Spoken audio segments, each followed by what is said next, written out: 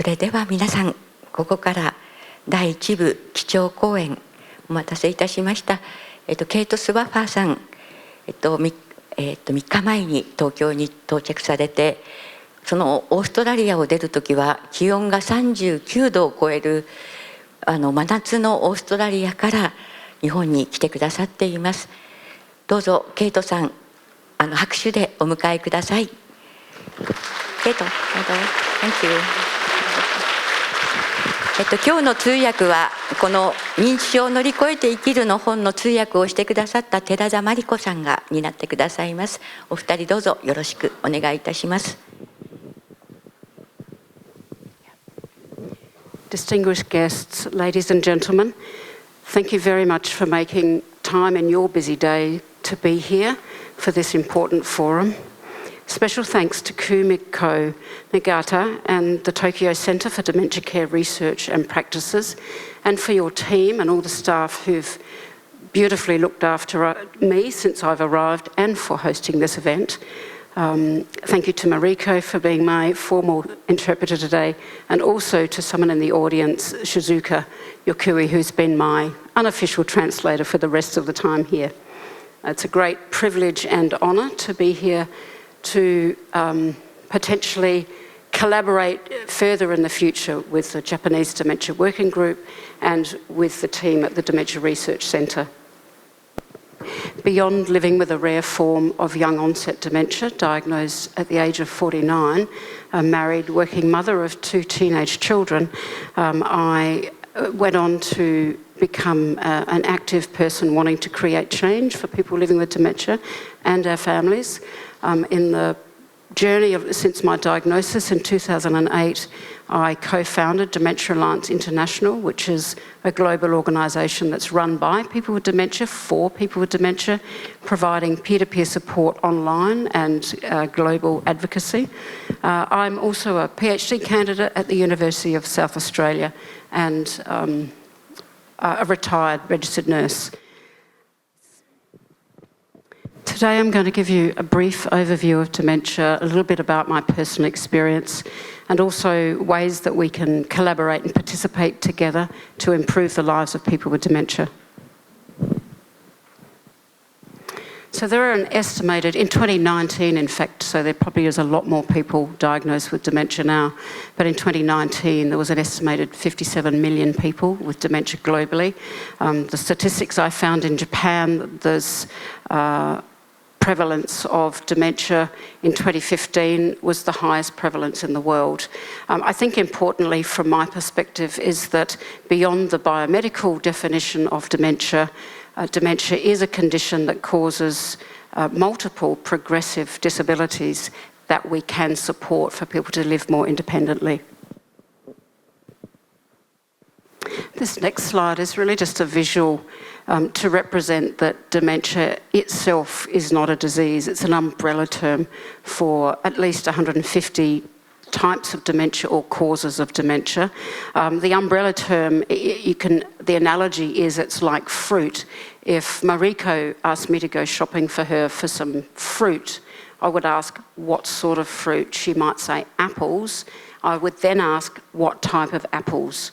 So even in Alzheimer's disease, there are a few subcategories, like there are different types of apples. So it's a simple way of understanding that dementia itself is not the disease.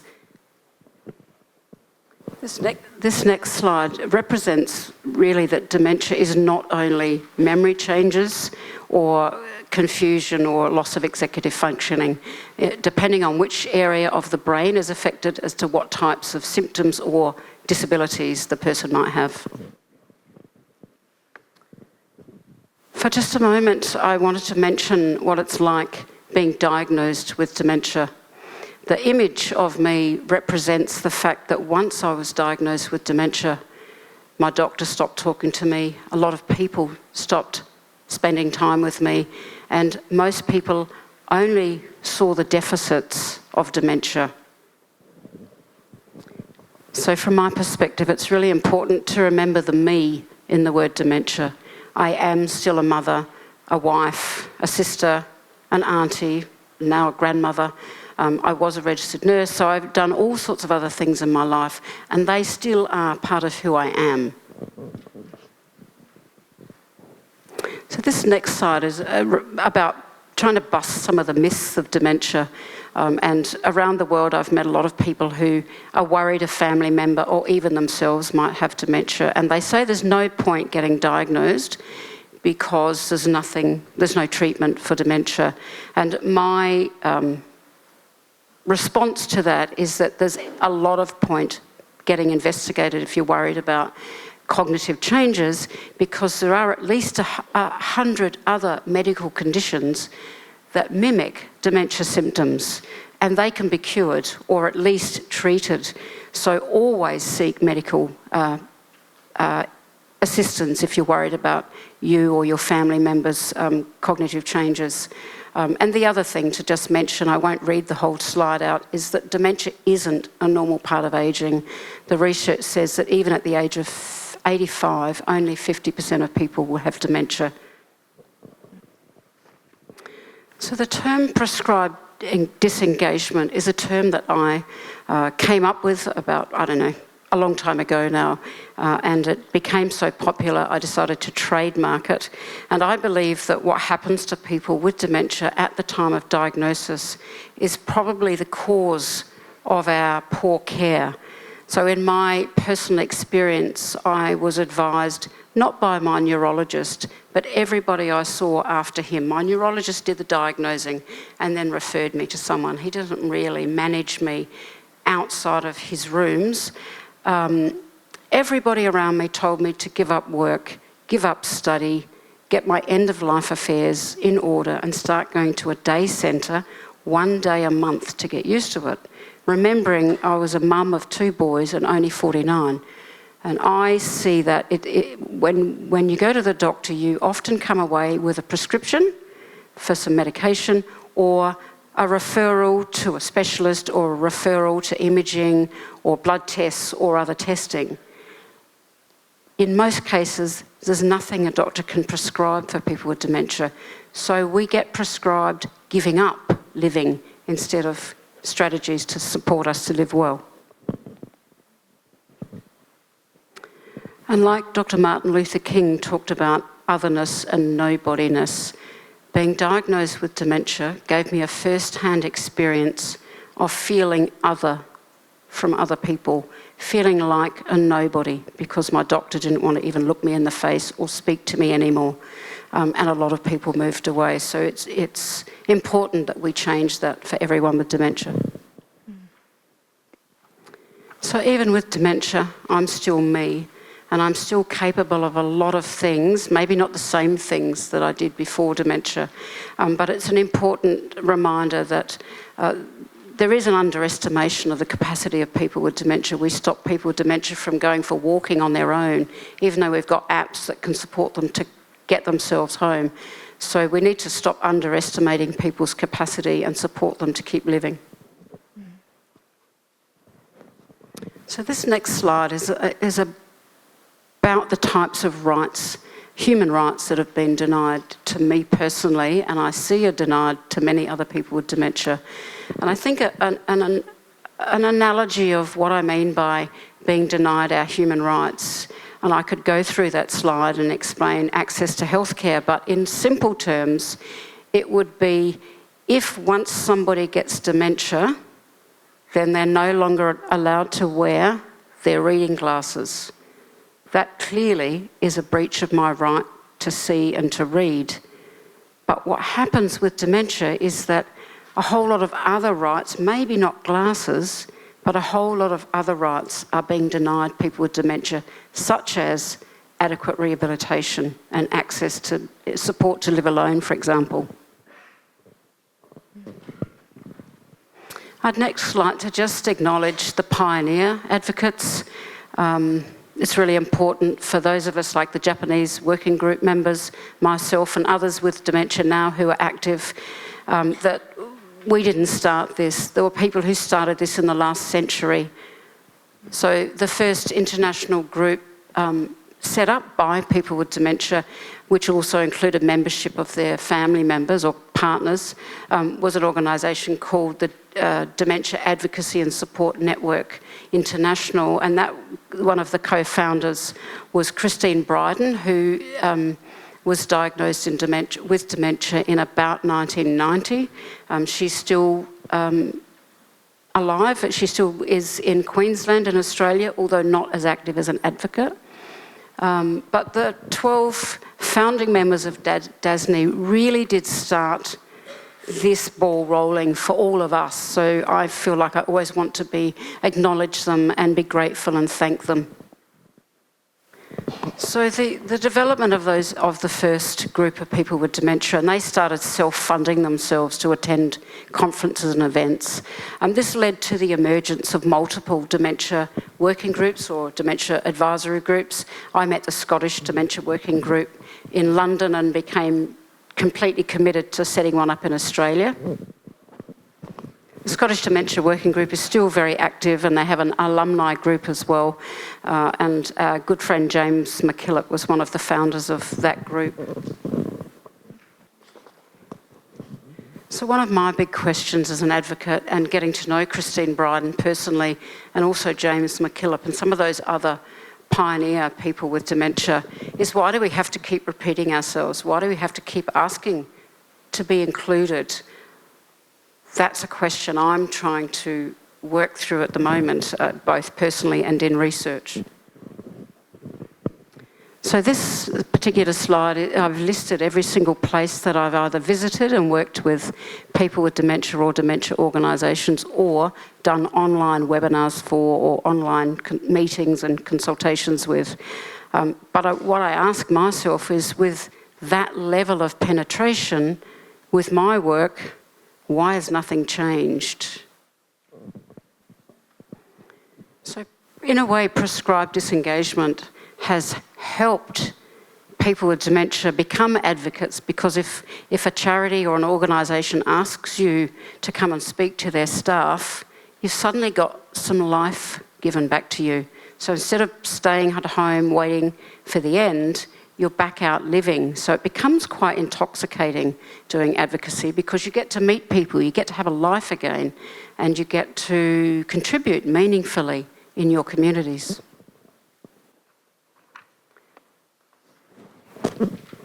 So raising the voices of people with dementia all around the world is really important, but we do need to ask ourselves, it's been happening for 4 decades. We need more than talking now, we need action. One of the issues that I've been trying to address the last 10 years is the economic stigma that people with dementia face. If we lose our jobs, obviously our family loses 50% of the income if we're a couple. It doesn't change our expenses, by the way. When we're young, we've still got children at school. But whilst ever advocates are willing to do all our work for free, and most of us still are, it probably keeps this issue alive. If, when we were diagnosed, if we were younger and we were supported to stay back at work, then we wouldn't need to become advocates. We'd still be active, and we'd still be earning money and contributing, both to government by way of taxes and to our families. So just following on the economic stigma topic, an example of what I mean is in 2017, Christine Bryden and I, both 2 people living with dementia, were invited to be keynote speakers on day 1 and day 2 of a national conference about dementia.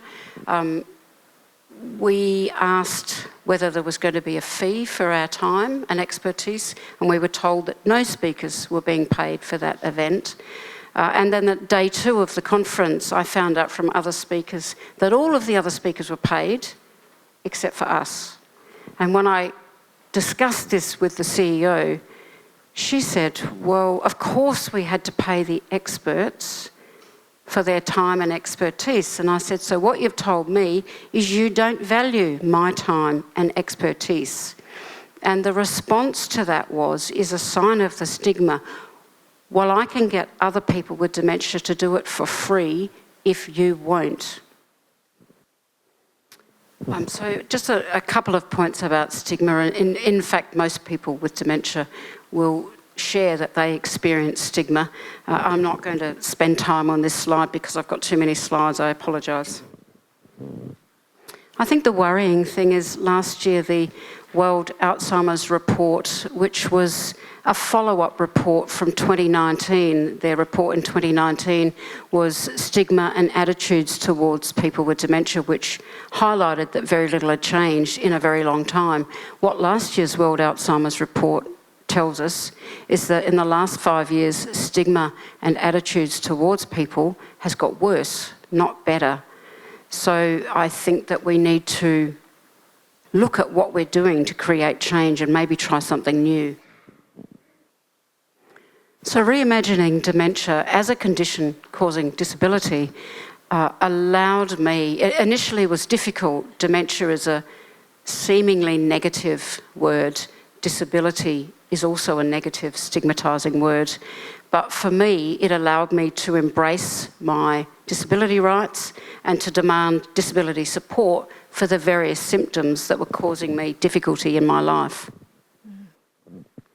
So the disability has been, dementia as a disability has been the second way that the WHO has defined dementia for over 10 years. They say that dementia is the major cause of disability and dependence, so it's important that in our post-diagnostic care we think about supporting disabilities. So for me, rehabilitation has been a really important component of living positively with dementia and maintaining my independence. And a physician at the WHO in 2019 put up on his slide, "I keep the patients alive, rehabilitation gives them quality of life," and that's important for everyone, including people with dementia. So this is a slide which lists the types of things that I've done to help me maintain living with dementia, and it includes medical type things like speech therapy and neurophysiotherapy, physiotherapy and so on, but it includes a lot of non-pharmacological interventions, and I do a lot of neuroplasticity work to hopefully develop new pathways in my brain. But it's important to note that rehabilitation is suitable for everyone, but it'll be different for everyone depending on your individual needs.